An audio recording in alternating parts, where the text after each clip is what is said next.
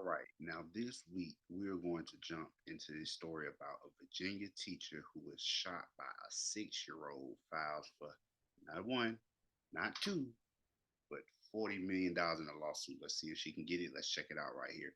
A Virginia teacher who was shot by her 6-year old student has filed a $40 million lawsuit against the school officials alleging gross negligence for ignoring warning signs, y'all. So here we go. The lawsuit said that argues that the defendants knew the child had a history of random violence. Abigail 25, was shot on January 6th in the hand and the upper chest and spent 2 weeks in the hospital. The teacher has undergone surgery four times because she got popped twice in class. The boy brought the pistol in his backpack to Rich Neck.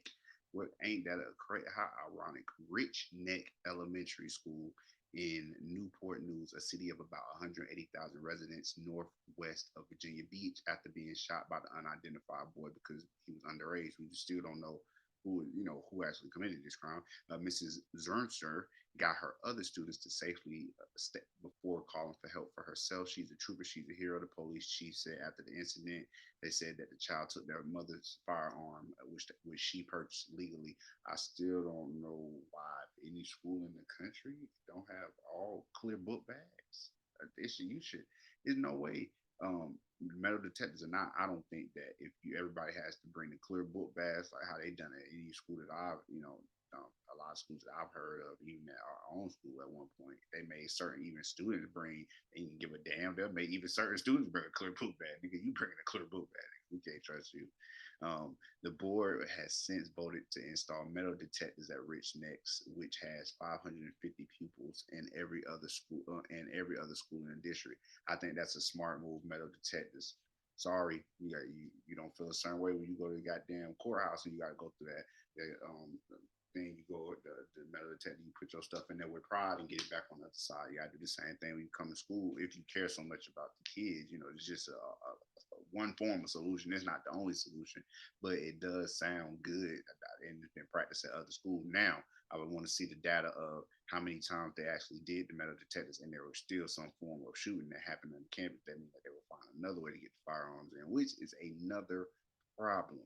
The lawsuit claims that the same boy strangled and choked his kindergarten teacher last year. So this little one already been off the chain since last year. The lawsuit claims it also alleges that the boy would chase other students around and whip them, real slave style, whip them and swear at the staff. So you niggas, Negroes, and eat my shorts and kiss my ass, telling the teachers. According to the complaint, 2 days before opening fire on the teacher as she sat at a reading table in class, Shorty was over there reading and said, "Is there anything that you want? Is there anything that you need to say?" And homie pulled out that stick. His family says the boy has an acute disability and rarely attends school without one of his parents being present. So, y'all telling me, all right, was this one of the rare occasions where he went and he did, then a parent just happened not to be there, or was a parent actually in the room if he has acute disability? That's another the curve that they've thrown into the story now. The lawsuit reads, all defendants knew that John Doe attacked students and teachers alike, and his motive to injure was directed towards anyone in the path both in and out of school and was not limited to teachers while at the school. Mrs. Zerner is seeking compensation damages for permanent body injuries, physical pain, mental anguish, loss of income, and other damages. The lawsuit said, and I hope she get every penny. I thought I had died, Mrs. Zerner told NBC's Today show in March. Oh, so she went on TV too.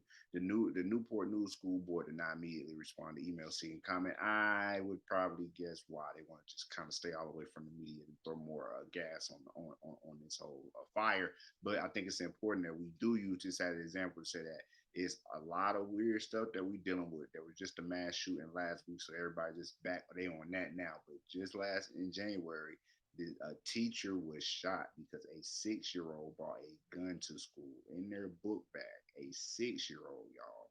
I want y'all to think of the size of a 6-year-old before as you put it into your mind and just think about that. So what do y'all think about this lawsuit? Do you think that she should be, is she going after the wrong people? Should she not be going after the, the board about what happened?